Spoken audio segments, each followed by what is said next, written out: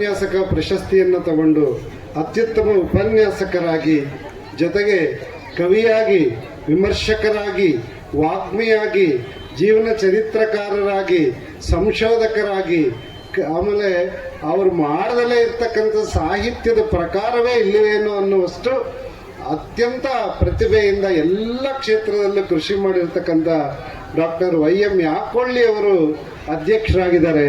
ಅವರಿಗೆ ಇದೊಂದು ಬಹಳ ಅಪರೂಪದ ಸಂದರ್ಭ.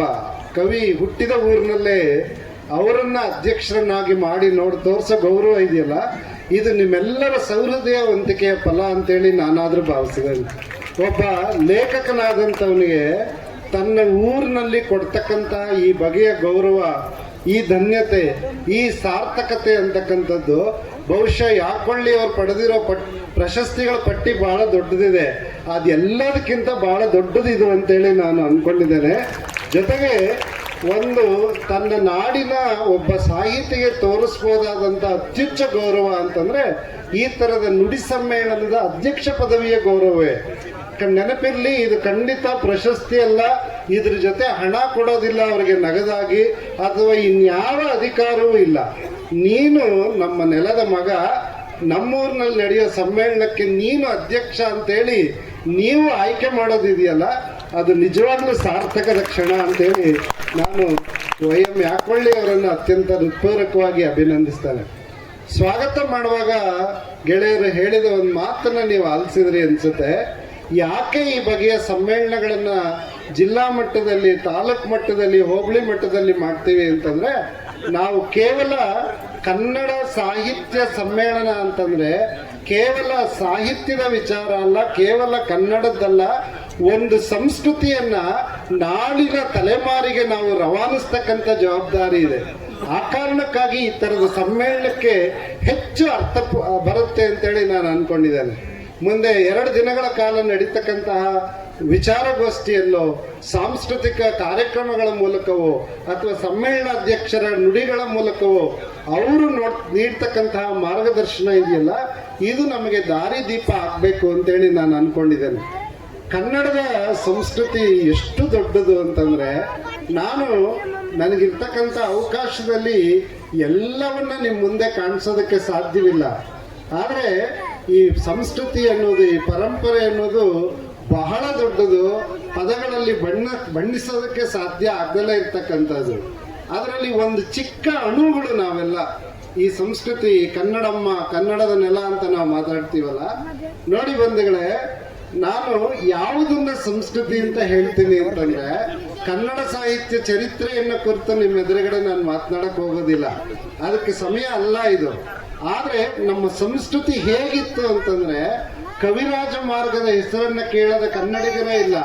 ಕನ್ನಡದ ಮೊದಲ ಉಪಲಬ್ಧ ಗ್ರಂಥ ಇದೆಯಲ್ಲ, ಅದನ್ನ ಚಿಕ್ಕಂದಿನಿಂದ ನಾವು ಕೇಳಿದೀವಿ. ಅದನ್ನ ಬರೆದವನು ಇವನು, ಅದ್ರಲ್ಲಿ ನಾಡಿನ ಬಗ್ಗೆ ಹಿಂಗಿದೆ, ಕಾವೇರಿಯಿಂದ ಗೋದಾವರಿವರೆಗೂ ಇತ್ತು ನಮ್ಮ ನಾಡು ಅಂತೆಲ್ಲ ಮಾತಾಡ್ತೀವಲ್ಲ. ಈ ಮಾತುಗಳ ನಡುವೆ ನಾವು ಇವತ್ತು ಕೂಡ ಕಣ್ತೆರೆದು ನೋಡಬೇಕಾದ ಚಿನ್ನದಂತ ಒಂದು ಮಾತನ್ನ ಕವಿರಾಜ ಮಾರ್ಗಕಾರ ಹೇಳಿದಾನೆ. ಯಾವ ಮಾತದು ಅಂತಂದ್ರೆ, ಅವನು ಹೇಳಿರೋದು, ನಾವು ಎಷ್ಟೊಂದು ಮಾತನ್ನ ಗೋಲ್ಡನ್ ವರ್ಡ್ಸ್ ಅಂತ ಹೇಳ್ತೀವಲ್ಲ, ಕನ್ನಡ ಸಾಹಿತ್ಯ ಪರಂಪರೆಯ ಮೊದಲ ಉಪಲಬ್ಧ ಕೃತಿಯಲ್ಲಿ ಕವಿರಾಜ ಮಾರ್ಗಕಾರ ಹೇಳ್ತಾನೆ, ಕಸವರಮೆಂಬುದು ನೆರೆ ಸೈರಿಸಲಾರ್ಕೊಡೆ ಪರ ವಿಚಾರಮಂ ಪರಧರ್ಮಮಂ ಅನ್ನೋ ಚಿನ್ನದಂತ ಮಾತು. ಕಸವರ ಅಂದ್ರೆ ಸಂಪತ್ತು ಅಂತ. ಯಾಕೊಳ್ಳಿ ಅವರಿಗೆ ಗೊತ್ತಿದೆ. ಜಾನ್ ರಸ್ಕಿನ್ ಅಂತಕ್ಕಂಥ ಒಬ್ಬ ಇಂಗ್ಲಿಷ್ ಲೇಖಕ 150 ವರ್ಷದಿಂದ ಒಂದು ಲೇಖನ ಬರೆದ. ಅವನು ಇಂಗ್ಲಿಷಲ್ಲಿ ಬರೆದ. ಒಂದ್ ದೇಶದ ನಿಜವಾದ ಸಂಪತ್ತು ಯಾವುದು ಅಂತಂದ್ರೆ, ಒಂದ್ ದೇಶ ಸಂಚಯಿಸ್ಕೊಂಡಿರ್ತಕ್ಕಂಥ ಚಿನ್ನ ಬೆಳ್ಳಿಲಲ್ಲ, ಅದು ಎಂತ ವಜ್ರ ಸದೃಶ ವ್ಯಕ್ತಿತ್ವಗಳನ್ನು ಹೊಂದಿದೆ ಅಂತ ಏನೋ ಅವನು ಹೇಳ್ದ. ಇಂಗ್ಲಿಷಲ್ಲಿ ಬರೆದಿದ್ದಕ್ಕೆ ಜನಪ್ರಿಯ ಆಗೋಯ್ತು ಆ ಮಾತು. ಆದ್ರೆ ಆ ಲೇಖಕ ಕಣ್ತೆರೆಯೋ 1000 ವರ್ಷಗಳ ಮೊದಲು ಕನ್ನಡದ ಕವಿಯೊಬ್ಬ ಕನ್ನಡದ ಸಂಸ್ಕೃತಿಯನ್ನ ಬಣ್ಣಿಸ್ತಾನೆ. ಕಸವರ ಅಂದ್ರೆ ಸಂಪತ್ತು. ನಿಜವಾದ ಸಂಪತ್ತು ಯಾವುದು ಅಂದ್ರೆ, ಪರರ ವಿಚಾರವನ್ನ, ಪರರ ಧರ್ಮವನ್ನ ಸಹಿಸಿಕೊಂಡು ಅವ್ರ ಜೊತೆ ಸಹಬಾಳ್ವೆ ಮಾಡ್ತಕ್ಕಂಥ ಕನ್ನಡಿಗರ ಗುಣ ಇದೆಯಲ್ಲ, ಇದು ನಿಜವಾದ ಸಂಸ್ಕೃತಿ, ಇದು ನಿಜವಾದ ಸಂಪತ್ತು ಅಂತ ಹೇಳಿದ್ದಾರೆ. ಆ ಪರಂಪರೆಯಲ್ಲಿ ಬಂದಂಥವ್ರು ನಾವು. ನನಗೆ ಈ ಕ್ಷಣಕ್ಕೆ ಮತ್ತೊಂದು ವಿಚಾರ ನೆನಪಾಗುತ್ತೆ ನೋಡಿ. 12ನೇ ಶತಮಾನದಲ್ಲಿ ಈ ನಾಡನ್ನ ಆಳಿದ ಸೇವಣರ ಕಾಲದ ಒಂದು ಶಾಸನ ಸಿಕ್ಕಿದೆ ಬಂಧುಗಳೇ.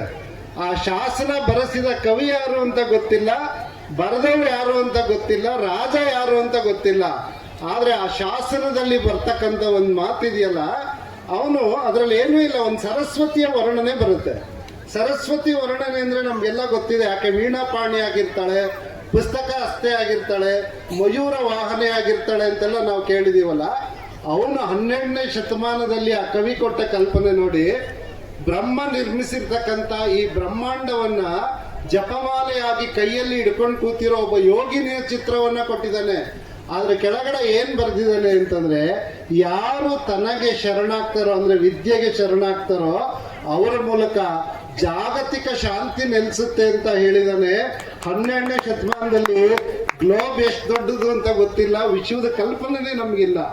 ಆ ಕಾಲದಲ್ಲಿ ಕನ್ನಡದ ಕವಿ ಒಬ್ಬ ವಿಶ್ವಶಾಂತಿಯ ಮಾತಾಡಿದಾನೆ ಅಂತಂದ್ರೆ ಎಂತ ಅದ್ಭುತವಾದ ಹಿರಿಮೆ ಇರ್ತಕ್ಕಂಥ ನಾಡು. ಇಲ್ಲಿರೋ ತಾಯಂದ್ರನ್ನ ನೋಡಿದಾಗ ನನಗೆ ನೆನಪಾಗುತ್ತೆ, ಪ್ರೌಢದೇವರಾಯನ ಕಾಲದ ಒಂದು ಶಾಸನದಲ್ಲಿ ಲಕ್ಷ್ಮೀಧರ ಅಮಾತ್ಯ ಅಂದ್ರೆ ಮಂತ್ರಿ ಅಂತ ಅವನು ಒಂದು ಶಾಸನವನ್ನ ಕೆತ್ತಿಸಿದಾನೆ. ಸಾಮಾನ್ಯವಾಗಿ ಶಾಸನ ಕೆತ್ತಿಸಿದವರು ತಾವೆಷ್ಟು ದಾನ ಕೊಟ್ವಿ, ಏನ್ ಮಾಡಿದ್ವಿ ಅಂತೆಲ್ಲ ಶಾಸನಗಳಲ್ಲಿ ಬರೆಸ್ತಾರಲ್ಲ. ಅವನೇನ್ ಮಾಡ್ದ ಅಂತಂದ್ರೆ, ಪ್ರೌಢದೇವರಾಯನ ಕಾಲದ ಒಬ್ಬ ಲಕ್ಷ್ಮೀಧರ ಅಮಾತ್ಯ ಅನ್ನೋನು, ಅವನ ಹತ್ರ ಸ್ವಲ್ಪ ದುಡ್ಡಿತ್ತು, ಊರಿನ ಗಣಪತಿ ದೇವಸ್ಥಾನದ ಜೀರ್ಣೋದ್ಧಾರ ಮಾಡಿಸ್ಬಿಡ್ತಾನೆ, ಎಷ್ಟೋ ದುಡ್ಡು ಕೊಟ್ಟು.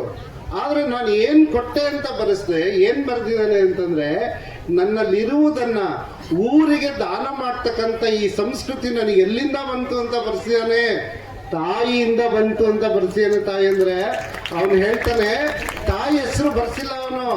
ಎಷ್ಟು ಲಕ್ಷ ಕೊಟ್ಟು, ನಾವಿವತ್ತು 1 ಲಕ್ಷ ಕೊಟ್ರೆ ಕಲ್ಲಲ್ಲಿ ಹೆಸರು ಬರ್ಬೇಕು ಅಂತ ಆಸೆ ಪಡ್ತೀನಿ, ನಾವು ಇಂಥ ದಾನ ಅಂತ ಹಾಕಿಸ್ಕೊತೀವಲ್ಲ. ಅವನು ಹೇಳಿದಾನೆ, ನಾನು ನನ್ನ ತಾಯಿಯ ತೊಡೆ ತೊಟ್ಟಿಲಿನಲ್ಲಿ ಮಲಗಿರ್ಬೇಕಾದ್ರೆ ನನ್ನ ತಾಯಿ ನನಗೆ ಎದೆ ಹಾಲನ್ನ ಕುಡಿಸ್ಬೇಕಾದ್ರೆ ರಕ್ತದ ಕಣಕಣಕ್ಕೆ ಸಂಸ್ಕೃತಿಯನ್ನ ಬೆರೆಸಿದ್ಲು.